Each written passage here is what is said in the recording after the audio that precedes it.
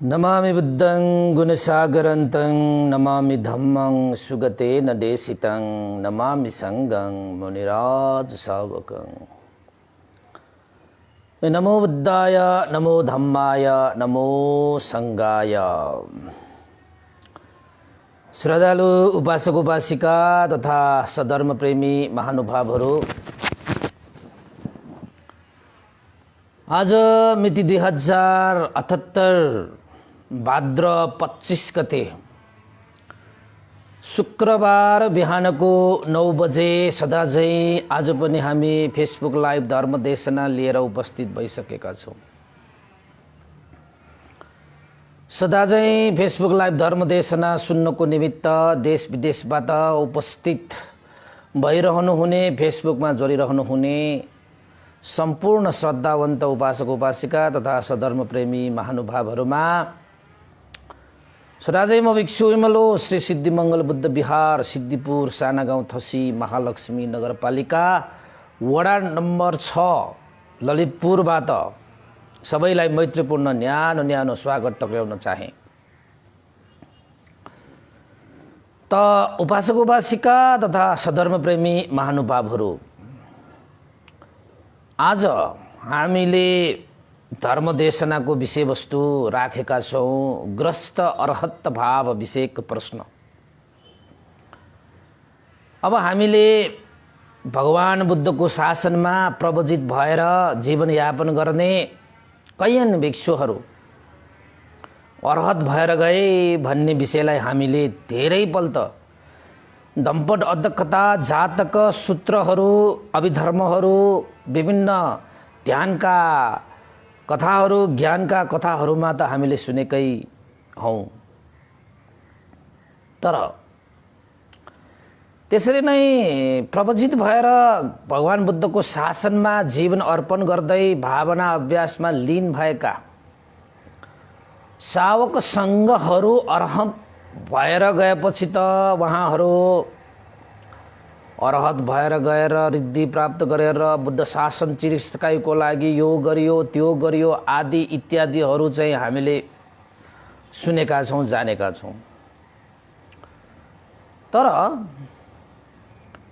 प्रवजित नभइकन जो ग्रस्तमा बस्छन्, गृहस्थी जीवन यापन गर्दछन्, त्यस्ता व्यक्तिहरू तपाईहरूले अर्हत भएर गए भन्ने विषयलाई चाहिँ तपाईहरूले सायद सुन्नु भएको छैन होला।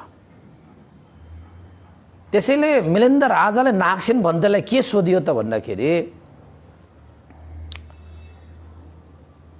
उहाँलाई एउटा आश्चर्य के लाग्यो त भन्दाखेरि श्रमण भिक्षुहरू त अर्हन्त भएर जान्छन् हैन, भावना अभ्यासबाट पुण्य कुशल कर्म पारमिता गुण धर्मको आधारमा, त ग्रस्तहरूले चाहिँ मार्गफल प्राप्त गरे भनेर श्रोतापन्न भए भने जस्ता कुराहरू त थुप्रै छन्। हुन त सुयोधन महाराजलाई सम्म पनि अनागामी फलमा प्रतिष्ठित गराउनु भयो भन्ने पनि उल्लेखित पाइन्छ।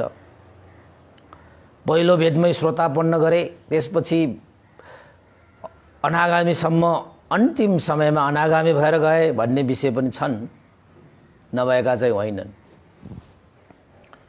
अब विशाखा उपासिका श्रोतापन्न भए हैन, त्यसपछि तपाईको खुजुत्तरा उपासिका श्रोतापन्न भए, त्यसपछि तपाईको माथिका माता अनागामी भए, रिद्धि सिद्धि प्राप्त हुने गरी मनोमय ज्ञान सहित यस्ता कुराहरू त छन्। तर जति यो भिक्षुहरू अर्हत भए भनेर जुन भनिन्छ, ग्रस्तहरू अर्हन्त भए भन्ने विषयलाई चाहिँ अलिकति अर्कै किसिमले तपाईले बुझाउन आवश्यक छ। अब मैले बुझाउनु भन्दा पनि तपाईको चाहिँ मिलिन्द प्रश्नमा मिलिन्द राजाले सोधिएको प्रश्न नागसेन भन्तेले बुझाउला नि, मैले के बुझाउनु, म त त्यो कुरालाई म तपाईहरुको सामुन्ने राख्ने मात्रै हो हैन। त मिलिन्द प्रश्न अन्तर्गत रहेर मिलिन्द राजाले कस्तो एउटा प्रश्न सोधिएको मैले यहाँ उल्लेख गर्न चाहेको त भन्दाखेरि नागसेन भन्तेलाई सोध्नु भयो। भन्ते नागसेन। कथम कदाचित है, कथम कदाचित हुन त गाह्रै छ। यो साधारण चिज होइन, यो अरहत भनेको साधारण चिज होइन। अरहङ भनेको एउटा शब्दको पहिला म अलिकति व्याख्या गरिदिन्छु। हुन त यो मिलेन्द्र प्रश्नमा छैन, तैपनि म तपाईँहरूलाई चाहिँ अरहत भनेको के होला, कसो होला, किन अरहत भएपछि यो त्यो भन्ने कुरा अरहन्तको व्याख्या गर्नु त पर्यो नि अलिकति, होइन? तपाईँहरूलाई बुझाउँदाखेरि समयसम्म त म बुझाइहाल्छु क्यारे। अरहङ सम्मा सम्बुद्धो भनेर तपाईँहरू चाहिँ बुद्ध पूजा गर्दाखेरि भन्नुहुन्छ नि, त अरहङ भनेर भन्छ, होइन? अरहङ, अरहत, अरहन्त त्यो सबै एउटै हो त्यो, होइन? अब साधारण अर्थमा तपाईँहरूले बुझ्ने हो भने अरहत भनेको कस्तो अवस्थालाई अरहत भनिन्छ। अरहत भनेको कुनै व्यक्ति, कुनै स्थान, होइन? त्यो होइन। अरहत भनेको एउटा अवस्था हो, होइन? कस्तो अवस्था त भन्दाखेरि जसले तृष्णालाई क्षय गर्दछ, पूर्ण रूपमा, सम्पूर्ण रूपमा तृष्णा क्षय भइसकेपछि के हुन्छ त भन्दाखेरि, कस्तो अवस्थामा पुग्छ त भन्दाखेरि अरहत हुन्छ, अरहन्त हुन्छ, अरहङ हुन्छ। यो अरहङ भने पाली भाषा, होइन? अब तृष्णालाई क्षय मनमा, जीवनमा कुनै पनि तृष्णा बाँकी छैन। अब तपाईको जीवनमा जबसम्म तृष्णा बाँकी छ तबसम्म अरहन्त हुँदै हुँदैन। तृष्णा क्षय भइसकेपछि मात्रै अरहन्त हुने भएकोले तृष्णा बाँकी छ भने त कसरी अरहन्त हुन्छ? फेरि त्यो अवस्थामा त पुग्न सकिँदैन। यसको माने के भयो त? जो अरहन्त भएर गए भनेर भन्छौँ नि हामी। अब भगवान बुद्ध पनि अरहन्त, उहाँसँग अब तृष्णा भनेको छँदै छैन। सारीपुत्र भन्थे, बोधगयान भन्थे, अनिरुद्ध भन्थे, महाकाश्यप भन्थे, पछि त आनन्द भन्थे पनि अरहन्त भए, होइन? बुद्धकालीन समयमा चाहिँ भगवान बुद्ध जीवितमान अवस्थामा त आनन्द भन्थे अरहन्त हुन पाएन। अब भगवान बुद्धलाई चाहिँ सेवा गर्दै, शासनिक कार्य गर्दै उहाँको अलिकति बेफुर्सद, होइन? उहाँले देशना गरेर, उहाँले चाहिँ निर्देशन गरेर त्यो अरहन्त हुने मार्गमा गएर कति भिक्षुहरू, कति, होइन, तपाईँको चाहिँ ग्रस्तहरू त तपाईँको मार्गफलमा प्रतिष्ठित भएर गए। त आनन्द भन्दै चाहिँ अलिकति व्यस्त जीवन, होइन? नसकिने त होइन, तर कार्यव्यस्तताको कारणले भन्नु पर्ला। अब त्यसरी त उल्लेख गरेको त छैन, तर हामीले हेर्दाखेरि त्यस्तो लाग्यो। किन त भन्दाखेरि भगवान बुद्धको चाहिँ अब छाया जस्तो, होइन? अघि पछि तपाईँहरूको छाया, तपाईँको अघि पछि जस्तो भगवान बुद्धको जीवनकालमा पनि आनन्द भन्थे त अन्तिम शय्यासम्म छाया जस्तो भयो नि त पछि उहाँ पनि त अरहन्त हुनुभयो। पहिलो सङ्गायनमै अरहन्त भएर उहाँले सहभागी जनाउनु भएको यो विषय त ऐतिहासिक विषय भइहाल्यो, होइन? अरू थुप्रै तपाईँको चाहिँ भिक्षुहरू छन्, उपाली, त्यसपछि तपाईँको वक्कली पनि पछि अरहन्त भएर गए। अरहन्त भिक्षुहरू थुप्रै छन्, होइन? उहाँहरू सबैले एउटा काम चाहिँ समान गर्नुभयो। हुन त अरहन्तहरूको पनि विविधता पाइन्छ। कस्तो भन्दा कोही रिद्धि सिद्धि सहित अरहन्त हुन्छ, कोही क्लेशलाई मात्र निर्मूल गरे पनि अरहन्त भइहाल्छ, होइन? जे होस् तपाईँहरूले बुझ्नुपर्छ के हो त भन्दाखेरि जीवनमा, मनमा अब कुनै पनि तृष्णा छैन, समूल निर्मूल भए त्यस्ता व्यक्तिहरूलाई अरहन्त भनेर भनिन्छ। तृष्णा भनेको काम तृष्णा, भव तृष्णा र विभव तृष्णा। यो तीन प्रकारका तृष्णाहरू हुन्छन्, काम तृष्णा, भव तृष्णा, विभव तृष्णा। काम तृष्णा भनेको पञ्चकाम गुणमा आसक्त भएर, यो लौकिक सुख भन्नु पर्यो त्यसलाई, त्यसमा आसक्त भएर, त्यसमा तृष्णा युक्त भएर जीवनयापन गर्ने, त्यसलाई काम तृष्णा भनिन्छ। जुन आँखा, कान, नाक, मुख, शरीरले पञ्चकाम गुणलाई भोगेर, होइन, आसक्त तृष्णामा लिप्त भएर बस्ने, भवतृष्णा भनेको चाहिँ कस्तो भन्दाखेरि फेरि फेरि जन्म लिने हैन, यो जन्मलाई मात्र होइन, अब फेरि फेरि जन्म लिएर चाहिँ हैन, फेरि फेरि जन्म लिने तृष्णा हो कि त्यो चाहिँ। विभव तृष्णा भनेको कस्तो त भन्दाखेरि फेरि फेरि जन्म नै छैन नै भन्ने, पूर्व जन्म पनि छैन, पुनर्जन्म पनि छैन, यही एउटा जीवन हो, यसैमा मोज गर, मस्ती गर, जे गर्नु छ यसै जीवनमा गर्नुपर्छ। हुन त एक किसिमले ठिकै हो, एउटा जीवनमा त गर्नै पर्छ, तर पुनर्जन्म भनेको छँदै छैन, पूर्वजन्म भनेको पनि छैन, कहाँबाट हुन्छ, मर्यो, जलायो, खोलामा बगायो, सक्यो भन्ने खाले, जसले चाहिँ यो जन्मपछि अर्को जन्म छैन र मान्दैन, यस्ता धारणामा आसक्त, यस्ता धारणामा तासिरहेको स्वभाव। अब अर्को जीवन छैन भनेपछि कर्मको भोग पनि त अर्को जीवनमा भोग्नुपर्छ भन्ने हुँदैन उनीहरूलाई। अब हामी त कस्तो त पुनर्जन्म त छ, पूर्वजन्म पनि छ, पहिलाको जन्मको कारणले यो जन्म हामीले चाहिँ भोग गऱ्यौँ, पहिला कस्तो कस्तो बिउहरू रोपेर आयो, यो अनुसार यो जन्ममा हामीले भोग्यौँ, अब यो जन्ममा कस्तो कस्तो बिउ रोप्छौँ, अर्को जन्ममा पनि भोग्नुपर्छ भन्ने त्यो विभव तृष्णा भएका व्यक्तिहरूले त्यो मान्दैन, त्यो उनीहरूलाई थान्दैन। किन त भन्दाखेरि अर्को जन्मै छैन त उनीहरूले चाहिँ फेरि यो जन्ममा गरेको कर्महरू पछिको जन्ममा भोग गर्नुपर्छ भनेर कर्म र कर्मफलको विश्वास उनीहरूमा हुँदैन। विभव तृष्णा भने अलिकति डरलाग्दो विषय नै हो। यस्ता तृष्णाहरूबाट अलग्ग भइसकेका व्यक्तिहरू, यस्ता तृष्णालाई क्षय गरिसकेका व्यक्तिहरूलाई अरहन्त भनेर भनिन्छ। यो एक किसिमको भयो हैन। अर्को अरहङ भनेको अरि प्लस हङ, व्याकरण अनुसार चाहिँ अरि प्लस हङलाई जोड्यो भने अरहङ हुन्छ के। अब अरि भनेको के हो र हङ भनेको के हो त भन्दाखेरि अरि भनेको चाहिँ शत्रु रे, हङ भनेको परास्त गर्ने, त्यसलाई निर्मूल गर्ने, त्यसलाई त्राण गरिदिने, त्यसलाई निरोध गरिदिने, हङ भनेको नाश गरिदिने, शत्रुलाई परास्त गरिदिने, शत्रुलाई नाश गरिदिने, शत्रुलाई ध्वंस पारिदिने, त्यसैलाई नै अरहङ भनेर भनिन्छ। अब शत्रु भनेपछि तपाईँहरूले कुन चाहिँ रामबहादुर श्यामबहादुर सम्झिनु भयो होला, त्यस्तो शत्रुलाई यहाँ शत्रु भनिएको होइन। त्यो त बाहिरी शत्रुहरू त्यो हुन पनि सक्छ, आज मित्र भोलि शत्रु हुनसक्छ, भोलि मित्र भएको पर्सि शत्रु हुनसक्छ, त्यो संसारमा त त्यो चलिरहन्छ, त्यो त स्वभाव भइहाल्यो।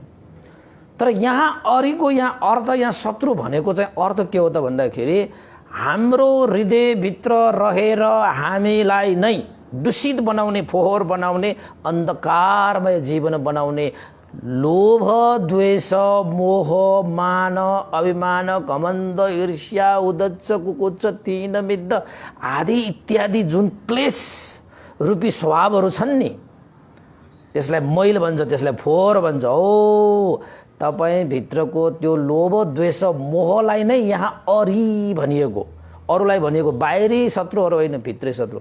बाहिर त के हो र, आज शत्रुलाई अलिकति मिठो बोलिदिएपछि त मित्र भइहाल्छ, त्यसको कुरा भएन। तर यो लोभ, द्वेष, मोहलाई जति सुकै तपाईँले मिठो बोलोस् उसले त बिगारिहाल्छ। लोभले तपाईँलाई राम्रो गर्छ भनेर कहिले पनि नसोच्दा हुन्छ, द्वेषले तपाईँलाई राम्रो गर्छ भने कहिले नसोच्दा हुन्छ, मोहले तपाईँलाई कहिले राम्रो गर्ला भन्ने नसोच्दा हुन्छ। यसको माने के हो त भन्दाखेरि वास्तविक शत्रु भनेको बाहिर होइन, त्यो त भित्र पो हुँदो रहेछ। त्यसैले यही लोभ, द्वेष, मोह रूपी शत्रुलाई परास्त, नष्ट गर्ने व्यक्तिहरूलाई चाहिँ के भन्नु रहेछ, अरहङ भनेर भनिन्छ भन्ने कुरा पनि तपाईँहरूले बुझ्नु पर्यो बासुको बासु, हैन। अब जसले भगवान बुद्धको सम्यक मार्गलाई अपनाउँदछ, मध्यम मार्गलाई अपनाउँदछ, आर्य अष्टाङ्गिक मार्गलाई अपनाउँदछ, ती व्यक्तिहरूले यी भित्रका शत्रुहरूलाई परास्त गर्न सक्छ, अन्यथा गर्न सक्दैन, हैन। अब त्यसको लागि त के गर्नु पर्यो, दान गर्नु पर्यो, लोभलाई जित्नको निमित्त, शील पालन गर्नु पर्यो, द्वेषलाई जित्नको निमित्त, भावना अभ्यास गर्नु पर्यो, मोहलाई जित्नको निमित्त। त भगवान बुद्धले औषधि पनि दिनुभएको छ, यो रोग छ है जीवनमा, यी रोगहरूलाई चाहिँ यो औषधि खाऊ है।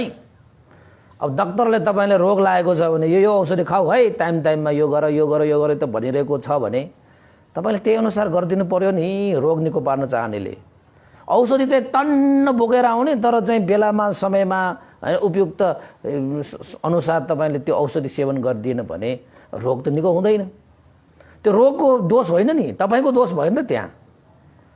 त भगवान बुद्धले त यस्ता दुःख रूपी रोगबाट पार तर्ने यस्ता मार्गहरू त प्रशस्त हामीलाई प्रदर्शन गरिसक्नु भएको छ, निर्वाणको ढोका खोलिदिनु भइसकेको छ भनेपछि त्यो ढोकासम्म जाने नजाने, त्यो ढोकाबाट छिर्ने नछिर्ने त तपाईँको काम हो नि। कसैले तपाईँलाई कथालो समातेर त्यो ढोकामा लान त सक्दैन।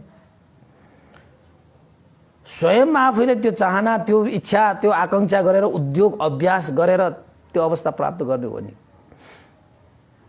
चाहे त भिक्षुहरू होस्, चाहे त्यो गृहस्थहरू होस्। भिक्षु भयो हुने बित्तिकै तपाईँ अरहन्त भइहाल्ने त कहाँ हो र होइन? यो चिबर लाउने बित्तिकै शुद्ध परिशुद्ध हुने हो त कहाँ हो र? गृहस्थ भावमा बसिरह्यो भनेर मात्रै फोहोर दुङ्गुर हुने होइन क्यारे। अब त्यो त अभ्यासमा भर पर्ने विषय भइहाल्यो। अब जसले जति अभ्यास गर्छ उसले त्यति पाउँछ, चाहे त्यो गृहस्थ होस् चाहे त्यो प्रवजित होस्। तर प्रवजित जीवनमा चाहिँ एउटा के चाहिँ एउटा अवसर छ त भन्दाखेरि, प्रवजित जीवनमा चाहिँ अरहन्त हुनको लागि जुन चाहिने आधारभूत आवश्यकताहरू उसलाई सजिलैसँग जुर्छ। किन त भन्दाखेरि घर गृहस्थीमा जस्तो उसको चाहिँ गाँथो पर्दैन, घर गृहस्थीमा जस्तो उसलाई टेन्सन हुँदैन। घर गृहस्थीमा जस्तो टेन्सन भन्दाखेरि पनि होइन, अब त लौकिक टेन्सनहरू होइन। अब घर गृहस्थीमा जस्तो लन्ता तन्ताहरू हुँदैन प्रवजितहरूमा। उनीहरूको सिधा निर्वाणमा पुगेको हुन्छ उहाँहरूको बाटो त होइन। अब घर गृहस्थीहरूमा त यो गर्नुपर्छ, त्यो गर्नुपर्छ, घर छ, खेत छ, छोरा छ, छोरी छ, समाज छ, परिवार छ, रीति छ, ठिटी छ आदि इत्यादिले नै झकर्दै बसिरहेको हुन्छ कि अन्तौ जता वही जता भन्छ नि त। त्यस्तै हो, घर गृहस्थीको जीवन चाहिँ अलिकति गाह्रै छ। तर प्रवजितहरूलाई चाहिँ धेरै अवसर छ। उहाँहरू सङ्घको बिचमा चाहिँ सत्सङ्गत भइरहेको हुन्छ, सङ्घको बिचमा रहेर यो शासनिक कार्यहरू गरिरहेको हुन्छ, धर्मदेशना सुन्ने, धर्मदेशना गर्ने, शासनिक कार्यहरू अन्य थुप्रै छन् साङ्घिक कामहरूमा पनि।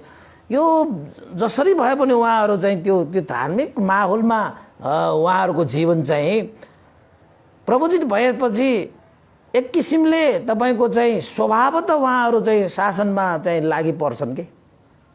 गृहस्थीहरू भनेको कस्तो हुन्छ त भन्दाखेरि शासनमा लाग्ने इच्छा हुँदै उहाँहरू चाहिँ अलिकति जस्तो सुकै भने पनि तपाईँको चाहिँ लौकिक विषयहरूमा चाहिँ अलिकति लाग्नु पर्ने नै हुन्छ। रिसाउँदैन भन्छ, रिसाइहाल्नु पर्ने होइन। छुटो कुरा बोल्दैन भन्छ, बोलिहाल्नु पर्ने। त्यस्तो धेरै बाध्यताहरू हुन्छन्, त्यो बेग्लै कुरा हो।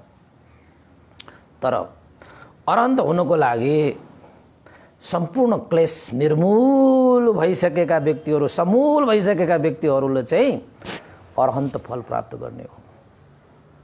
अब म विषयवस्तुतिर जान्छु।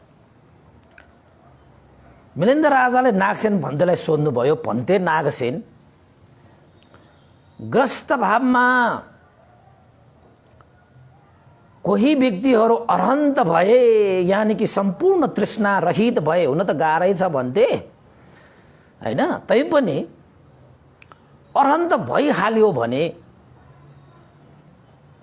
ग्रस्त भाव अवस्था कस्तो हुन्छ? के ग्रस्तहरूले पनि अरहन्त भाव लिन सकिन्छ? लिन सकिँदैन भने कसरी? हेरे लिन सक्छ भने उनीहरूको अवस्था कस्तो हुन्छ? यो चाहिँ मिलिन्द राजाको प्रश्न। त्यसपछि नागसेन भन्तीले भन्नुभयो, महाराज ग्रस्त भावमा पनि यदि अभ्यास गरियो भने अरहन्त भावसम्म पुग्न त सकिन्छ। तर एउटा कुरा छ, प्रवजित भावमा अरहन्त हुने र ग्रस्त भावमा अरहन्त हुनेमा एउटा विषय चाहिँ उल्लेख गर्नु आवश्यक छ। भन्दै नागसेन, त्यो कस्तो विषय होला? महाराज ग्रस्तहरू पनि साँच्चैकै भगवान बुद्धले देशना गर्नु भएको अनुसार शिक्षा, अनुशासन, मार्ग, अभ्यास गर्ने हो भने अरहन्त चाहिँ हुन्छ। तर ग्रस्त भावमा अरहन्त भयो भने कि त त्यो अरहन्त भएको ग्रस्त त्यही दिनमा प्रवजित हुन्छ त्यो। कथम कदाचित अरहन्त भएको व्यक्ति त्यही दिन प्रवजित हुन पाएन भने उसको परिनिर्वाण हुन्छ। तपाईको भाषामा भन्ने हो भने उसको अब मरण हुन्छ, यानी कि उसको जीवन हरण हुन्छ, यानी कि अब परिनिर्वाण भएर जान्छ, अर्को अवस्था हुँदैन। यही दुईटा हुन्छ उसको जीवनमा। तर प्रवचितहरूले साधना अभ्यास गरेर अरहन्त भावलाई प्राप्त गरी लिए पनि प्रवचितहरू भने परिनिर्वाण भइहाल्दैन। उसको आयु संस्कार अनुसार उसको जीवन त रहिरहन्छ। तर ग्रस्तहरूले यदि कथम कदाचित अरहन्त भइहाल्यो भने दुईटा कुरा हुन्छ, अर्को तेस्रो कुरा हुँदैन रे। के कुरा भयो त? अब तपाईहरु पनि गृहस्थ, हामी पनि भन्तीहरू जस्तो अरहन्तै भने भनेर तपाईले सोध्नु भएको होला। सोध्नलाई त तपाईलाई त्यो मौका छ। तर तपाई अरहन्त हुनुभयो, अहिलेको अहिले भयो भने कि त तपाईले भिक्षु भन्छ, हेर्नुहोस् तपाई त्यागी भन्छ, चिवर लगाउँछ, के होइन भने तपाई महापरिनिर्वाण, तपाईको सक्यो, तपाईको संसारमा तपाईको काम सक्यो, यानी कि तपाईको परिनिर्वाण हुन्छ। अब अरहन्तहरूलाई त मर्यो भन्नु पाएन नि, परलोक गयो भन्न पाएन नि। निर्वाण भनेको कुन चाहिँ लोक? कहीँ लोक छैन त्यो। अनि परलोक भए, यो लोक भए, त्यो लोक भए भन्न पाएन। परिनिर्वाण भनेर भन्नुपर्छ। सारा चिजहरू तरेर गएको, सक्यो त उसको गेमै सक्यो के। अब खेलमाको गेमै सकेपछि के खेलिन्छ त? खेल्दै खेल्दैन। त्यसैले तपाईँ उपासक उपासिकाहरूले बुझ्नुहोस्, नागसेन भन्तेले के भन्नुभयो? यदि ग्रस्तहरू चाहिँ अरहन्त भइहाले भने हुनसक्छ, नहुने होइन, हुन चाहिँ सक्छ। तर भइहाल्यो भने दुईटा कुरा हुन्छ, कि त हो त्यही दिन चाहिँ प्रवजित हुन्छ, कि होइन भने परिनिर्वाण हुन्छ। महाराज, प्रवचितहरूमा अरहन्त हुनु र ग्रस्तमा अरहन्त हुनु यही भिन्नता हो, यही भिन्नता हो। त्यसपछि मिलिन्द राजा त अचम्म भए बा। ओहो, अब प्रवचितहरूले चाहिँ त्यही अभ्यास गर्ने हो, त्यही साधना गर्ने हो, त्यही मार्गमा हिँड्ने हो। तर उहाँहरूले चाहिँ अरहन्त फल प्राप्त गरे तापनि उहाँहरू त परिनिर्वाण हुँदैन। तर ग्रस्तहरू चाहिँ परिनिर्वाण हुन्छ। ओहो, यो त अचम्म भयो त। आखिर त्यही साधना हो, त्यही फल हो, यो भिन्नता कसरी भएको? मिलिन्द राजा आश्चर्य मान्छे नागसेन भन्तेले भन्नु। ओहो नागसेन भन्ते, तपाईले त आश्चर्यजनक अद्भुत कुरा गर्नुभयो त। तपाई यसो भन्नुहुन्छ कि ग्रस्त भावमा अरहन्त भए भने दुईटा मात्रै कुरा हुन्छ, तीनटा कुरा हुँदैन, अर्को कुरा हुँदैन। कि त महापरिनिर्वाण हुन्छ, कि त त्यही जन्ममा प्रवचित हुनुपर्छ। ओहो, यो त अद्भुत भयो त भन्ते नागसेन। त्यसो भए नागसेन भन्ते कथम कदाचित ग्रस्त भावमा बसेका ग्रस्तहरू चाहिँ अरहन्त भइहाल्यो भने अब अरहन्त हुने बित्तिकै उसको सामान्य कोही त्यस्ता चाहिँ भिक्षुहरू छैनन् भने अब उसले कसरी चाहिँ अब कुनै एउटा अरहन्त भिक्षु आएर न उसलाई चाहिँ प्रवज्य गर्छन् कि हैन? अब कोही भिक्षुहरू छैनन् या अरहन्त कोही चाहिँ रिद्धि सिद्धि प्राप्त अरहन्त भिक्षुहरू आएर पनि उसलाई प्रवज्य गर्दैन भने के उसले आफैले चिवर धारण गर्छन् कि? कस्तो हो यो? मैले त बुझिन त। अब भने झैँ भन्ने बित्तिकै प्रवचित हुन त पाउँदैन। यो चिवर कहाँबाट पाउँछ होइन? अब गुरु चाहियो, अब गुरु कहाँबाट पाउँछ? अब यहाँ ध्यान बस्दा बस्दै अरहन्त भइसक्यो त एकै दिनमा कसरी चाहिँ त्यो सम्भव छ त? ऊ आफैले त्यो चिवर धारण गर्यो भने गरेर पनि ऊ प्रवचित हुने हो कि न? अरहन्त भयो भनेर यहाँ रिद्धि सिद्धि प्राप्त अरहन्तहरू आएर उसलाई प्रवचन गराउने हो कि? नागसेन भन्दै यो पनि अलिकति प्रश्न पारिदिनु न। नागसेन भन्दैले भन्नुभयो, महाराज मिलिन्द, यदि कुनै गृहस्थ अवस्थामा अरहन्त भइहाल्यो भने चाहे उसले अरहन्त भिक्षु अरू उसलाई चिवर लगाउनको निमित्त कुनै गुरु बन्नको निमित्त अरहन्त भिक्षु आओस् नआओस् त्यो अर्कै कुरा भयो होइन? उसले चाहिँ चिवर चाहिँ धारण गर्नै पर्छ, त्यो उसको कार्य भयो। यदि अरहन्त भयो तर प्रवचित हुनको निमित्त प्रवज्य दीक्षा लिनको निमित्त कुनै अरहन्त भिक्षुहरू छैनन् यानि कि गुरुहरू छैनन् भने ऊ आफैले त्यो चिवर लगायो भने त्यो अवैध ठहरिन्छ, त्यसमा दोष लाग्छ, त्यो साँच्चैकै प्रवचित हुँदैन। आफैले चिवर लगाएर कोही प्रवचित हुन्छ भने त्यो वैध हुँदैन, त्यो अवैध हुन्छ, त्यसको मान्यता हुँदैन, त्यसमा दोष लाग्छ। दोष लागेको जीवन परिशुद्ध हुँदैन। अरहन्त भाव भनेको त परिशुद्ध हो, ती व्यक्तिहरूले त्यसरी गर्नै सक्दैन होइन? अरहन्त भएको व्यक्तिहरूले त्यो दोष लाग्ने त्यसरी चाहिँ चिवर आफैले लगाएर त्यसरी दोषपूर्ण जीवन यापन गर्न त सक्दैन। त्यसैले महाराज, अरहन्त हुने गृहस्थहरू यदि त्यही दिनमा गुरु आचार्य पायो भने चाहिँ ऊ प्रवचित पक्का हुन्छ। यदि पाएन भने परिनिर्वाण हुन्छ। यही दुईटा मात्र कुरा हुन्छ। कहाँ आफूले आफैलाई चाहिँ प्रवचित गराउन सक्छ त? सक्दैन त। कुनै अरहन्त भएको गृहस्थहरूले आफैले चिवर लगाएर त्यो प्रवचित भए तापनि त्यो अवैध ठहरिन्छ, दोष ठहरिएको कारणले त्यो प्रवचित नै होइन। प्रवचित नभएपछि त परिनिर्वाण नै उसको निश्चित हुन्छ। अनि त्यसपछि मिलिन्द राजाले सोचे, ओहो, त्यसो भयो त गृहस्थहरू त ध्यान बस्दै टक्क अरहन्त भयो। अरहन्त भयो भने त तपाईको चाहिँ अब प्रवचित भावमा जानै पर्यो। प्रवचित भएन भने त परिनिर्वाण हुन्छ हैन? उसको जीवन हरण भइहाल्यो। अब सबैलाई त्यो प्रवचित हुने त्यस्तो भनेको त त्यति सजिलै त कहाँ पाउँछ र? यो दुर्लभ जीवन हो यो प्रवचित जीवन भनेको। हामी त भाग्यमानी, म त खुबै भाग्यमानी। तपाईहरुले भने पनि नभने म आफूलाई त भाग्यमानी ठान्छु हैन? प्रवचित हुन पाएकोमा जीवन धन्य भयो हैन?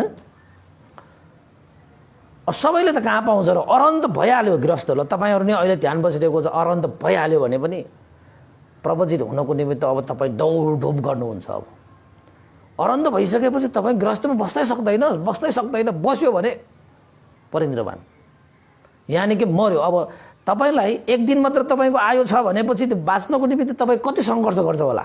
दौड गर्दैन? त्यस्तै हो। त मिलिन्द राजालाई त्यो त सबैको लागि एकै दिनमा सम्भव हुन्छ भन्ने त हुँदैन।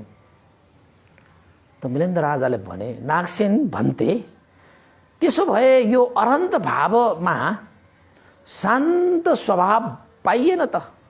अरहन्त भावले त झन् जीवन हरण गरेर लियो त। यो अरहन्त भावमा शान्त भाव कहाँ रह्यो त? अब कहाँ रह्यो त?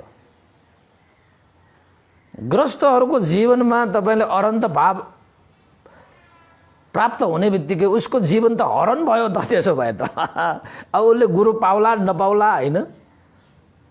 कुनै एउटा रिद्धि सिद्धि प्राप्त भएको अरहन्तहरू सुर आएर चाहिँ उसलाई प्रवचन गराए पो उसको जीवन बाँकी रहन्छ।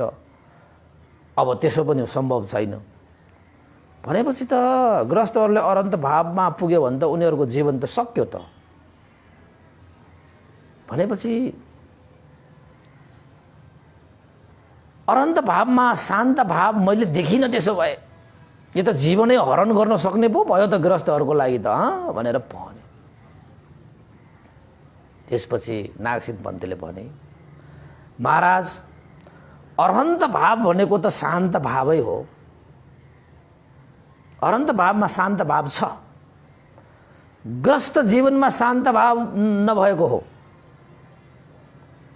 अरहन्त त शान्त भाव नै हो।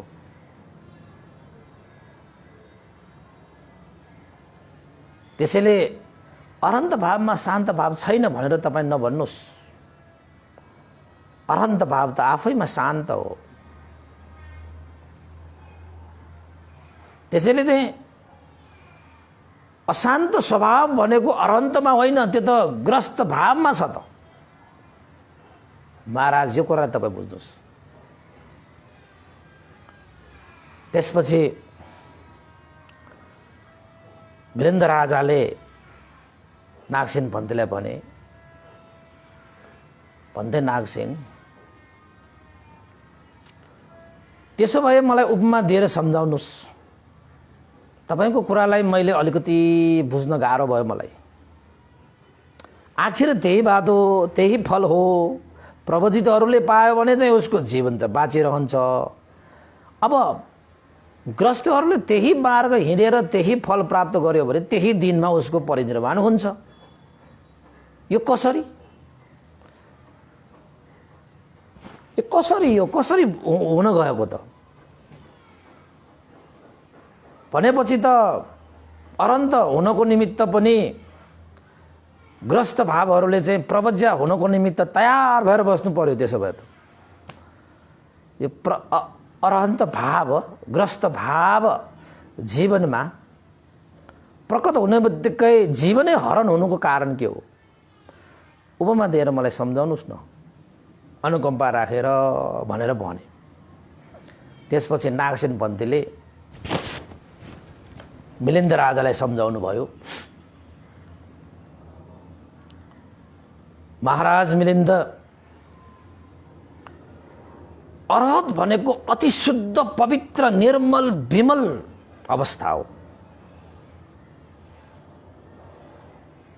अति शुद्ध परिशुद्ध निर्मल विमल अवस्था, जसमा कुनै तृष्णा हुँदैन, अविद्या हुँदैन, जन्म मरणको भवचक्र हुँदैन, लोभ द्वेष मोह पूर्ण रूपमा निर्मूल हुन्छ। यस्ता शुद्ध पवित्र निर्मल विमल अवस्थालाई ग्रस्त भावले सम्हाल्न सक्दैन। के रे? ग्रस्त भावमा बसेर अरहन्त भावलाई सम्हाल्न सक्दैन। अरहन्त भावलाई सम्हाल्न सक्ने जीवन भनेको प्रवजित जीवन हो। ग्रस्त भावमा त्यो सामर्थ्यता हुँदैन जुन जीवनले अनन्त भावलाई पनि सम्हाल्न सकोस्। तर प्रवजित जीवन धारण गर्नेहरूले यो चिवर लगाएको हुन्छ, वस्त्र होइन। यो चिवर यो जुन चिवर छ यसले अरहत भावलाई पनि ठेक्न सक्छ, थाम्न सक्छ, बोक्न सक्छ। त्यागी जीवनले अरहत भावलाई ठेक्न सक्छ, सामर्थ्यता छ त्यो अरहत भावलाई बोक्ने। तर ग्रस्त भावमा त्यो हुँदैन।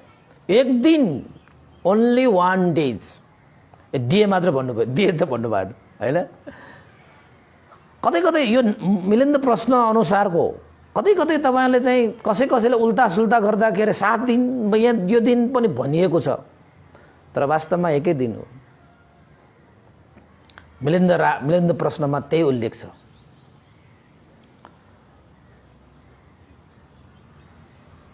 त्यसपछि मिलिन्द राजा त अचम्म भयो। भन्थे नागसेन, ओहो, यो अरहन्त भावलाई ग्रस्त भावले थ्याक्न सक्दैन, सम्हाल्न सक्दैन। त्यो अनन्त भावलाई सम्हाल्ने सामर्थ्य हुँदैन। ओहो, यो अनन्त भाव भनेको चाहिँ प्रवजित जीवनले मात्रै थेग्न सक्छ, उसलाई चाहिँ सम्हाल्न सक्ने सामर्थ्यता हुन्छ। ग्रस्त जीवनको लागि अनन्त भाव अनुकूल हुँदैन। प्रवजित जीवन, त्यागी जीवनको लागि मात्रै प्रवजित जीवन अनुकूल हुँदो रहेछ। त्यो कसरी हुन्छ होला भन्थे नागसेन। जान्न पाए हुन्थ्यो, जान्न पाए हुन्थ्यो। त्यसपछि नागसेन पन्थीले भन्नुभयो, महाराज मिलिन्द, हरेक जीवनको आफ्नो क्षमता, आफ्नो सामर्थ्यता हुन्छ। ग्रस्त भावले मार्गफलमा प्रतिष्ठित हुने श्रोतापन्न सक्रियतागामी अनागामी फललाई सम्म त थेग्न सकिएला, त्यसलाई सम्म उसले आफ्नो जीवनमा धारण गर्ने क्षमता हुन्छ, सामर्थ्य हुन्छ।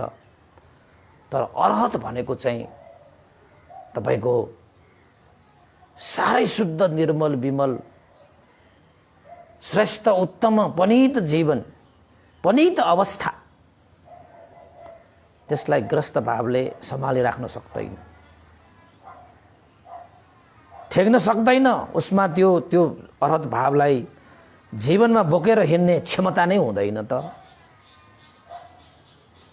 यदि ग्रस्तहरूले त्यो अर्हत भावलाई आफ्नो जीवनमा बोकिरहने हो भने, धारण गरिरहने हो भने, त्यो सामर्थ्यता निकाल्ने हो भने उसले ग्रस्त भावलाई त्यागेर प्रवजित भावमा ऊ जानै पर्छ।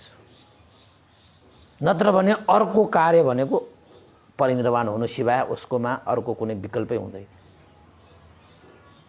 त्यो किन त भन्दाखेरि, महाराज म तपाईलाई उपमा दिन्छु। जस्तै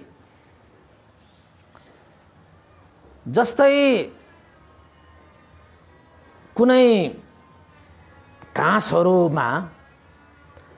उम्रिरहेको छ हैन, तपाईलाई पनि कहीँ कहीँ गयो भने घाँसहरू उम्रेको तपाईले देख्नुहुन्छ होला। त्यो घाँसहरू भनेको धेरै बलियो हुँदैन नि। त्यही भएर गाई बाछाहरूले श्राम श्राम खान्छ भनेको मतलब घाँसको उपमा किन दिएको त भन्दाखेरि त्यहाँ कलिलो हुन्छ त्यो घाँसहरू भनेको। त त्यो कलिला घाँसहरूमा ठुलो न ठुलो एउटा ढुङ्गो हालिदियो भने के त महाराज त्यो ठुलो ढुङ्गोलाई त्यो घाँसले बोक्न सक्छ त, ठेक्न सक्छ त? त्यो ढुङ्गोलाई त्यो घाँसले सम्हाल्न सक्छ त? त्यो घाँसमा त्यो सामर्थ्यता हुन्छ, त्यो क्षमता हुन्छ? महाराज मिलिन्द राजाले भने, घाँस भनेको त कलिलो हुन्छ हैन? ठुल्ठुला ढुङ्गा, त्यो ठुला काठहरूले त सम्हाल्न नसकेला ठुलो ढुङ्गा भनेपछि घाँस त के न हो र महाराज भन्थे नागसेन। त्यो ढुङ्गा त्यहाँ घाँसमा राखियो भने त घाँस त ठिचिन्छ, घाँस त किचिन्छ, घाँस त पाचिन्छ। जुन वस्तु राखेको त्यो ढुङ्गा त गरुङ्गो हुन्छ नि, कडा हुन्छ, त्यसले त त्यो घाँसलाई थिच्छ। त्यो परिणाम त के? एकैछिनमा त्यो घाँस किचिन्छ, ठिचिन्छ, एकैछिनमा त्यो घाँस के हुन्छ? सेट। तपाईहरुले पनि आफ्नो गार्डनमा राखेर हेर्नुस् न, ढुङ्गा राखेको ठाउँमा घाँसै उम्रिदैन। त्यो भएको घाँस त सुकेर जान्छ हैन? त्यस्तो हुन्छ। अब के गर्ने? अनि नागसेन पन्थीले भन्नुभयो, महाराज ठीक त्यसरी नै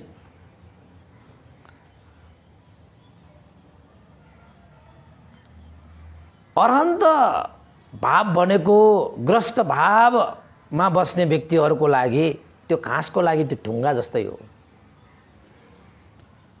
ग्रस्त भावले त्यो अरहन्त भावलाई ठेक्न सकिँदैन, सम्हाल्न सक्दैन, उसलाई बोकिरहने क्षमतै हुँदैन। ग्रस्त भावमा त्यस्तो क्षमतै हुँदैन। त अरहन्त भाव भइहाल्यो भने कि त त्यो मान्छे त्यही दिनमा उसको परिनिर्वाण हुन्छ कि होइन भने उसले प्रवजित जीवन धारण गर्नु पर्यो।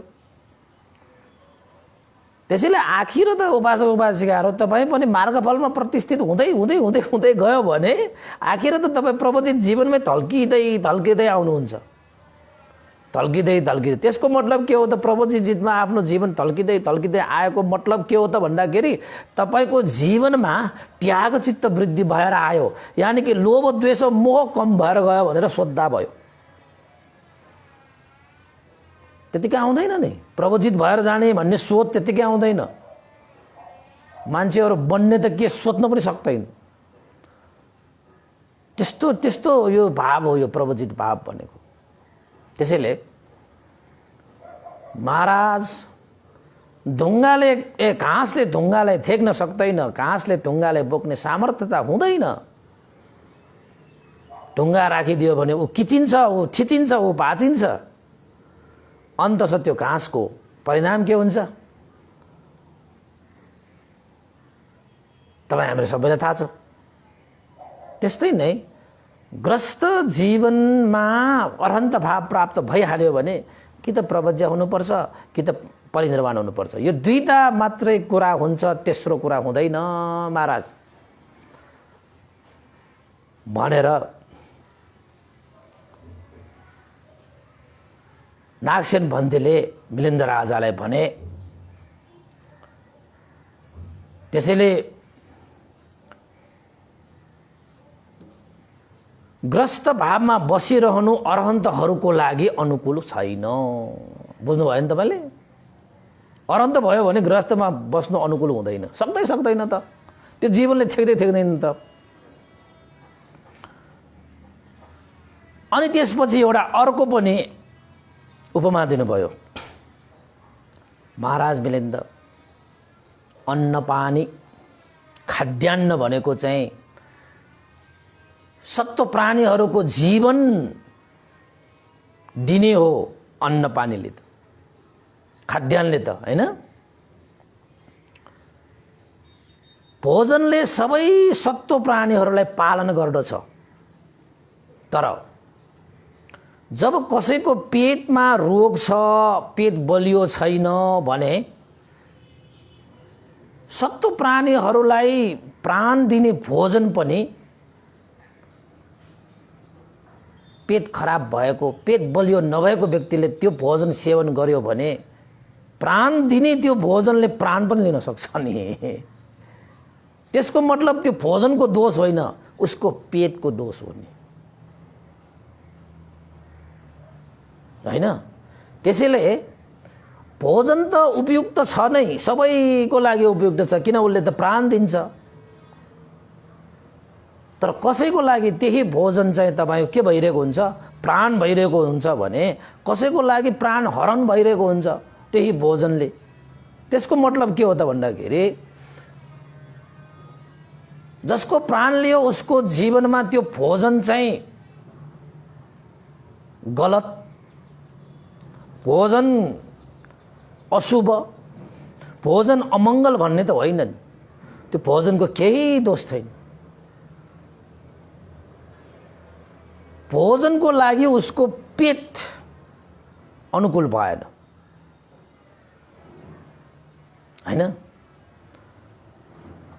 त त्यही भोजनले तपाईको पेट बलियो नभएको, रोग भएको मान्छेहरूले सेवन गर्यो भने त उसको लागि त त्यो भोजनले प्राणै दिन्छ भन्ने त निश्चित भएन नि। त त्यसको यो मतलब होइन कि भोजनकै दोष हो भनेर भन्न त मिलेन। भोजन सेवन गर्नको निमित्त पेट पनि शुद्ध हुनु पर्यो, पेट पनि सफा हुनु पर्यो, पेटमा पनि क्षमता हुनु पर्यो। अनि मात्रै त्यो पेटले चाहिँ भोजनलाई सेवन गर्न सक्ने हो। यदि पेटैमा क्षमता छैन, पेटैमा सामर्थ्यता छैन भने 84 व्यञ्जन भोजन खाइदियो भने त उसको लागि त के हुन्छ? कि त ऊ अब मरणै हुने भयो पेट त्यो भोजनले गर्दाखेरि, हैन? अब कि त उसले पचाउनु पर्यो, पचाउनु त सकेन, अब उसको परिणाम भनेको त मरणै हो। त यसको माने भोजन खाएर यो मान्छे त मर्यो भनेर चाहिँ भोजनलाई दोष दिएर त कुरा भएन। भोजनको दोष होइन, उसको पेटको दोष हो। क्षमता नभएको भइहाल्यो। त्यसरी नै महाराज एउटा ग्रस्त भावमा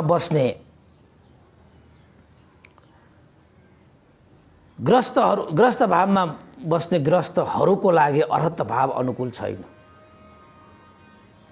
यदि त्यो अर्हत भावलाई प्राप्त गर्ने हो भने पनि ग्रस्तहरूले प्रवजित हुनै पर्छ, नत्र भने उसको परिनिर्वाण हुन्छ हैन। त्यसैले महाराज कोही ग्रस्तहरू अर्हत भइहाल्यो भने कि त ऊ प्रवजित हुन्छ, तत्काल ऊ प्रवजित हुन्छ, नत्र भने परिनिर्वाण हुन्छ भनेर नागसेन भन्देले उपमा दिए। र तेस्रो नम्बरमा एउटा अर्को पनि उपमा दिएको छ। महाराज एउटा साधारण से साधारण मान्छेलाई एकैचोटि विशाल राज्यको राजगद्दीमा हालिदियो भने के त त्यो मान्छेले त्यो राजगद्दीलाई सम्हाल्न सक्ला त? त्यो त सक्दैन भन्थे। कहाँबाट सक्नु? राजगद्दीमा बस्नु त्यति सजिलो कुरा हुँदै होइन। म आफैले अनुभव गरेको विषय भयो। मलाई थाहा छ राजगद्दीमा बसेपछि कस्तो कस्तो क्षमता हुनुपर्छ, कस्तो कस्तो होइन अवस्था आउँछ, त्यसलाई कसरी सुल्झाउनु पर्छ। ओहो गाह्रो पो छ त। क्षमतावान हुनुपर्छ। एउटा साधारण मान्छेलाई एकैचोटि होइन, साधारण मान्छेलाई उसले सिक्दै जान्दै बुझ्दै अनुभव गर्दै राजगद्दीमा बस्यो भने त अर्कै कुरा हो। तर चाहिँ सिधा उसलाई चाहिँ राजगद्दीमा बसाइदियो भने त त्यो साधारण मान्छेको लागि त्यो फाप्ने कुरा भएन। उसको क्षमताभन्दा बाहिरको कुरा भयो, त्यो उसको पहुँचको विषय पनि भएन होइन। त्यसैले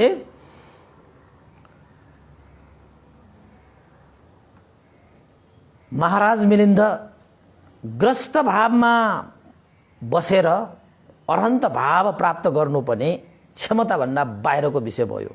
यदि ग्रस्तहरूले अरहन्त भाव प्राप्त गरिहाले भने त्यो अरहन्त भावलाई ठेगिरहनको निमित्त, भोगिरहनको निमित्त, त्यसलाई जीवनमा धारण गरिरहनको निमित्त उसले कि त प्रवजित हुनै पर्यो। अरहन्त भइसकेका ग्रस्तहरू त प्रवजित कि त्यही दिनमा प्रवजित हुन्छ कि त्यही परिनिर्वाण हुन्छ। दुईटा कुरामा एउटै मात्रै हुन्छ भनेर नागसेन बन्देले मिलिन्द राजाले भन्नुभयो।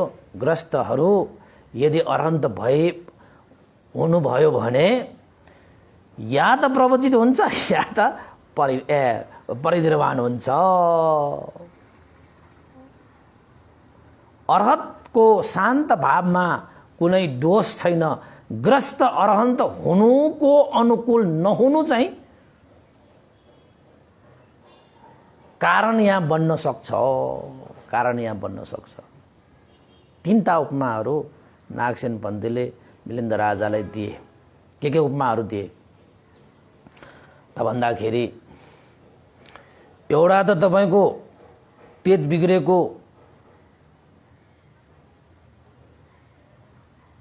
हैन व्यक्तिहरूले भोजन सेवन गर्यो भने प्राण दिने भोजनले पनि प्राण लिन सक्छ।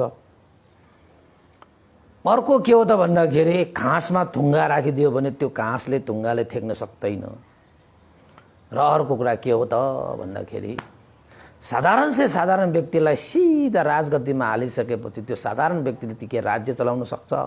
सक्दैन। हो त्यसरी नै यो अरहन्त भाव भनेको साह्रै नै शुद्ध, निर्मल, विमल, पवित्र, उत्तम, श्रेष्ठ भाव भएको हुनाले ग्रस्त भावमा बसेर त्यस्तो शुद्धता, निर्मल, विमल, अरहन्त भावलाई सम्हाल्न सक्दैन। कोही ग्रस्तहरू यदि अरहन्त भइहाल्यो भने ऊ या त प्रवजित हुन्छ या त परिनिर्वाण हुन्छ। दुईटा कुरा मात्रै छ उसको जीवनमा। कि त चिवर लगाउनै पर्यो हैन। अब चिवर लगाउनको निमित्त पनि अब गुरु चाहियो। त्यो त्यत्तिकै यो चिवर धारण गरेर चाहिँ त्यो बाँचिने पनि होइन, त्यत्तिकै भिक्षु बन्ने पनि होइन। भिक्षु बन्नको लागि पनि विभिन्न विधि विधानहरू छन्, नियम नीतिहरू छन्, विनयहरू छन्। त्यो विनय सङ्गत रहने गरी भिक्षु हुनु पर्यो, अनि मात्रै उसको जीवन रहिरहन्छ। अब त्यसको लागि त गुरु आचार्य पनि उसले चाहिँ भेट्टाउनु पर्यो। यदि भेट्टिएन, म आफै चिवर लगाउँछु भने पनि त्यो चिवर लगाउँदैमा ऊ चाहिँ भिक्षु बन्दैन, उसको जीवनमा त्यो दोष हुन्छ। दोष भएको जीवन चाहिँ शुद्ध हुँदै हुँदैन। यदि अरन्त भइसकेको छ भने उसले त्यस्तो कार्य गर्नै सक्दैन। त्यसैले या त ऊ परिनिर्वाण हुन्छ या त प्रवचित हुन्छ। आफ्नो जीवनमा संस्कार अनुसार प्रवचित हुन पाउने पनि पूर्वजन्मको संस्कार पनि चाहिन्छ। पहिला प्रवचित हुने बिउ रोपेर आउनु भएको छ भने प्रवचित हुन पाउँछ। यदि प्रवचित हुने बिउ रोपेर आएको छ भने प्रवचित हुनै पाउँदैन। त्यसो भए त अरन्त भयो भने त गृहस्थमा चाहिँ परिनिर्वाणै हुन्छ हो, निर्वाण हुन्छ हो। अब होइन म हुँदैन। त्यसैले उपासक तपाईँहरू ध्यान बस्नुभयो भने ल, कहीँ गएर चाहिँ ध्यान बस्नुभयो, भिक्षुहरू नभएको ठाउँमा ध्यान बस्नुभयो अरे, ल एकछिनको लागि मानौँ न, ठ्याक्क अरन्त भयो भने के हुन्छ? भिक्षुहरू भयो भने त त्यहीँ प्रवचित याचना गरेर तपाईँले प्रवचित भएपछि तपाईँको जीवन पनि बच्यो होइन। अरन्त भावलाई तपाईँले थेकेर त्यसको सारा दुनियाँलाई तपाईँले त्यो अरन्त भावको पुण्य रूपी बिउ छर्दै हिँड्न पायो। अब भिक्षुहरू नभएको ठाउँमा ध्यान बसेर अरन्त भयो भने के गर्ने? ल भन्नुहोस् त, तपाईँको त्यहीँ सक्यो तपाईँको जीवन। अब त्यसैले यो प्रवचित जीवनको महत्त्व कति छ भन्ने कुरा यहाँमा तपाईँले प्रस्तिन्छ कि। त्यसैले म भन्छु नि, जहिले पनि ध्यान बस्दाखेरि शासनिक ध्यान बस्नुहोस्, शासनिक ध्यान बस्नुहोस्। अझ मार्गफल निर्वाण धर्म प्राप्त गर्नको निमित्त पनि हामीले शासनमा ध्यान बस्ने र शासन बाहिर ध्यान बस्ने धेरै ठुलो अन्तर छ नि उपासकवासीहरू होइन। तपाईँले चाहिँ कसैलाई चाहिँ तपाईँले चाहिँ अब शासन भनेपछि चाहिँ बुद्ध धर्म सङ्घ भएको ठाउँमा होइन, अब त्यो शासनिक भित्र रहेर तपाईँले चाहिँ जुन कार्य गर्दाखेरि पनि महान से महान फल प्राप्त गर्न पनि तपाईँ क्षमतावान हुनुहुनेछ के। त्यसो हो भने त भगवान् बुद्धको कालभन्दा पनि पहिला पनि ध्यानहरू त कति थिए नि। आला र कालामा उद्धक रामपुत्र जस्ता टुटन्दर योगी ऋषि होइन श्रमणहरू थिए नि त्यति बेला। सारा मान्छेहरू त्यहीँ ध्यान गर्न जान्थ्यो, ठिकै थियो त्यति बेलासम्म। किन त भन्दाखेरि त्यति बेलासम्म यो संसारमा श्रमण प्रादुर्भाव भएको थिएन नि, बुद्ध प्रादुर्भाव भएको थिएन त्यति बेला। त्यति भए पनि प्राप्त गरे त्यसको लागि त ठिकै छ। अब श्रमण प्राप्त भयो त संसारमा, भगवान् बुद्धले ज्ञान प्राप्त गर्नुभयो, सङ्घको स्थापना गर्नुभयो। उहाँले सङ्घको स्थापना किन गर्नुभएको त भन्दाखेरि यसरी नै बुद्ध शासन परिशुद्ध निर्मल विमल यसरी शासन चलिरह्यो भने मान्छेहरूले महान से महान फल प्राप्त गर्न सकोस् भनेर।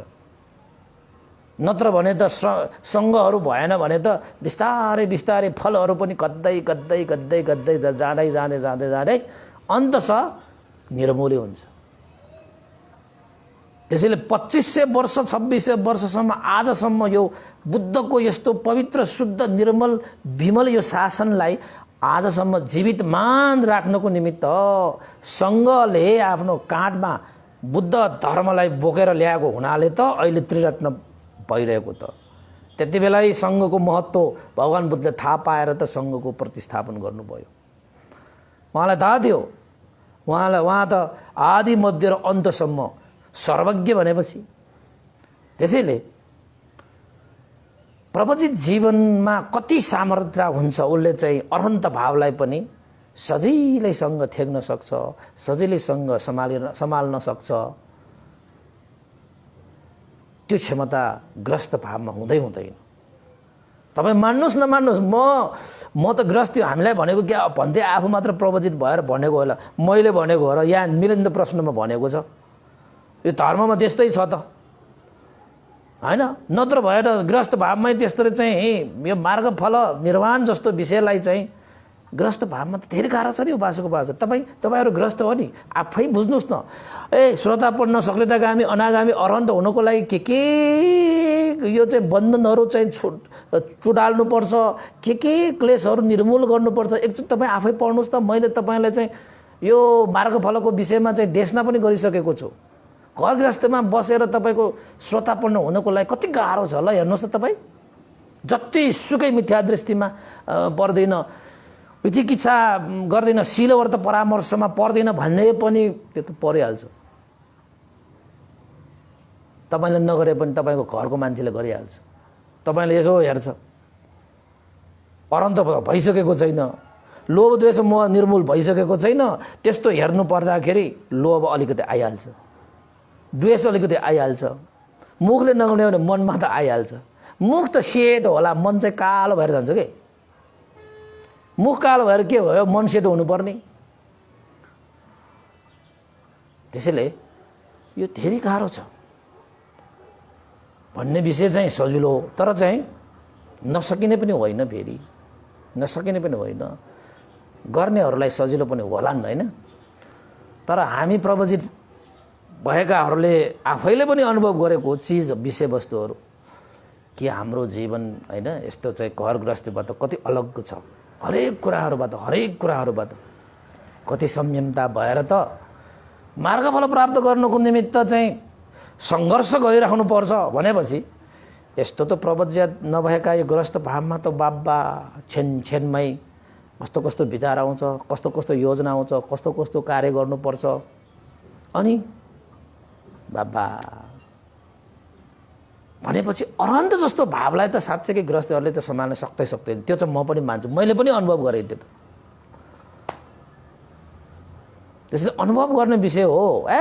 त्यसो भए त भगवान् बुद्धको धर्ममा हाम्रो गृहस्थहरूलाई त प्रवचित जीवनभन्दा त क्षमता असमर्थवान भनेर ऊ देखाउनु खोजेको हो कि के हो भनेर त्यसरी नलिनुहोस्। तपाईँको सत्य कुरालाई चाहिँ उजागर गरेको हो। अब बच्चाले जति बोक्न सक्छ के त्यो त्यो ठुलो मान्छे जवान मान्छेले जति तपाईँले चाहिँ वेट बोक्न सक्छ के त्यो बच्चाले पनि त्यही बोक्न सक्छ? सक्दैन। प्रवचित जीवन भनेको शील, समाधि, प्रज्ञा, शासने, काममा, यताउता विभिन्न पुण्य धर्म हरेक चिजहरूबाट ऊ मजबुत भइसकेको हुन्छ। वस्त्र होइन तपाईँको चाहिँ केसहरू काटेर तपाईँको यो चाहिँ चिवर वस्त्र धारण गरेर विनय धर्महरू पालन गरेर शासनिक कार्यमा लागेर अनि त उसले चाहिँ अरन्त भावलाई पनि सम्हाल्न सक्ने हो नि। त्यसैले प्रवचित जीवन धारण गर्ने व्यक्तिहरूले मार्गफल निर्वाण धर्मलाई चाँडोभन्दा चाँडो, शीघ्रभन्दा शीघ्र प्राप्त गर्न सक्छ। अरन्त भावलाई ठेक्ने मात्र होइन, उसले त प्राप्त गर्नको लागि उसले धेरै समय लाग्दैन। किन भन्दा ऊ धेरै बन्धनहरूबाट केस काट्ने बित्तिकै चिवर धारण गर्ने बित्तिकै ऊ धेरै बन्धनबाट मुक्त भइसकेको हुन्छ नि। त्यसैले त्यसो भनिएको हो। त्यसैले नागसेन बन्धुले मिलेन्द्र राजाले के भने, महाराज ग्रस्त भावमा अरहन्त भएका ती ग्रस्तीहरूले कि त प्रवज्य धारण गर्छ होइन, कि त परिन्द्रवान भएर जान्छ। दुईटा मात्रै कुरा हुन्छ। त्यो दुईटा भन्दा अर्को कुरा उनीहरूमा हुँदैन महाराज। किनभने अरहन्त भाव ग्रस्त भावको लागि अनुकूल छैन, अनुकूल हुँदैन। अरहन्त भाव भनेको प्रवचित जीवनहरूको लागि अनुकूल विषय हो। ग्रस्तहरूले म पनि अरहन्त हुने हो भने सक्नुहुन्छ, तर प्रवचित हुनुपर्छ। ग्रस्तमै अरहन्त हुन सक्छ, तर त्यही दिन के हुनु पर्यो, प्रवचित हुनु पर्यो। त्यसैले एउटा कुरा याद राख्नुहोस्, कोही पनि ग्रस्तहरू यो संसारमा अरहन्त भए, यो ग्रस्त अरहन्त भएको मान्छे भनेर तपाईँले औँलाले मलाई देखायो भने म पत्याउनेवाला छु त अब, कि तपाईँ पत्याउनुहुन्छ? अरहन्त भएर बाँचिरहनै सक्दैन त ग्रस्तहरू भनेपछि कोही अरहन्तहरू चाहिँ ग्रस्तहरू चाहिँ यो अरहन्त हो है, त्यो बाजे त्यो मान्छे अरहन्त भनेर चाहिँ ग्रस्तहरूलाई देखायो भने त्यो चुत हो, त्यो गलत हो, त्यो हुनै सक्दैन। कि त त्यो मान्छेले प्रवचित हुनु पर्यो, पहिला ग्रस्त थियो अहिले प्रवचित भयो होइन, अनि अरहन्त भयो भने त्यो अलगै कुरा हो, त्यो चाहिँ त्यो सम्भव भएको विषय भयो। तर घर गृहस्थमै बसेर अरहन्तहरू चाहिँ त्यसरी बस्नै सक्दैन।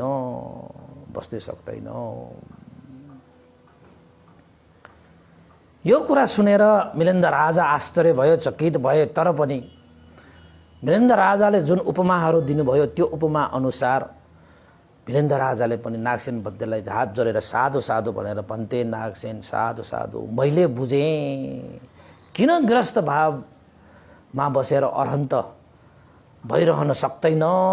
यानि कि ग्रस्तहरूले अरहन्त भाव प्राप्त गरेर बाँचिरहन किन सक्दैन त भन्दाखेरि अरहन्त साँच्चैकै शुद्ध, निर्मल, विमल, पवित्र, श्रेष्ठ पनि त त्यस्तो श्रेष्ठता पवित्रतालाई ग्रस्त भावले थेगिराख्न सक्दैन, सम्हालिराख्न सक्दैन, सामर्थ्यता हुँदैन रहेछ। मैले बुझेँ। धन्य धन्य नागसेन भन्थे। प्रवज्य जीवन भनेको साँच्चैकै सामर्थ्यवान जीवन रहेछ, सार्थक जीवन रहेछ। अरहत जस्तो शुद्ध, निर्मल, विमल स्वामित्वलाई पनि धारण गरेर जीवन यापन गर्न सक्ने प्रवजित जीवन धन्य धन्य। मैले बुझेँ भन्थे नागसेन। अब म यो विषयलाई म स्वीकार्दछु, साधु साधु भनेर मिलिन्द राजाले पनि नागसेन बन्देलाई साधु अनुमोदन गरे। त आजको देशना मैले यही क्रमशः गरेँ। भोलि पर्सि पनि मिलिन्द राजा र नागसेन बन्देको संवादको विषयमा धेरै यस्ता प्रश्नहरू छन् जुन प्रश्नहरू तपाईँ हामीलाई चाहिँ नजानेका कुराहरू, नबुझेका कुराहरू होइन, अहिले हामीलाई चाहिँ थाहै नभएका विषयहरू चाहिँ मिलिन्द राजाले त्यसरी चाहिँ प्रश्नको रूपमा उठाउनुहुन्छ र नागसेन बन्देले चाहिँ त्यसको उत्तर दिनुहुन्छ होइन। यो साँच्चैकै हाम्रो जीवनको लागि चाहिँ साँच्चैकै अमूल्य शिक्षा हो यो मिलिन्द प्रश्न भनेको चिज। यस्ता कुरा त तपाईँले पहिला सुन्नुभयो, सुन्नु भएन, त्यो मलाई थाहा भएन होइन। तर आज सुन्नुभयो, पहिला सुन्नुभएको भए पनि आज त प्रश्न भयो नि, ए यस्तो पो भन्ने कुरा त भयो नि। त्यसैले म उपासक उपासिकालाई यो भन्छु, जे गर्नुहोस् शासनभित्र गर्नुहोस्, तपाईँले ठुलो से ठुलो महान फल प्राप्त गर्नुहुन्छ। हुन त जहाँ पनि दान गर्न सक्नुहुन्छ, आनिसंस त प्राप्त हुन्छ। तर बुद्ध शासनमा दान गर्नु जस्तो महान आनिसंस अन्त पाउँदैन। किन? यो शील समाधि प्रज्ञाको शासन हो नि।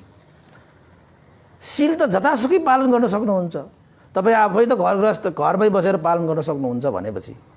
तर शील बुद्ध शासनमा भिक्षुहरूको अगाडि ग्रहण गरेर तपाईँले चाहिँ होइन वन्दना गरेर त्यो गुण सम्झेर तपाईँले त्यो गर्नु, शील पालन गर्नु। ध्यान पनि म त्यही भन्छु उपासक उपासिकाहरू, भिक्षुहरूको यो शासनभित्र तपाईँले ध्यान बस्नु भयो भने ठुल्ठुला आनिसंसहरू तपाईँले समेत हेरी लाग्दैन।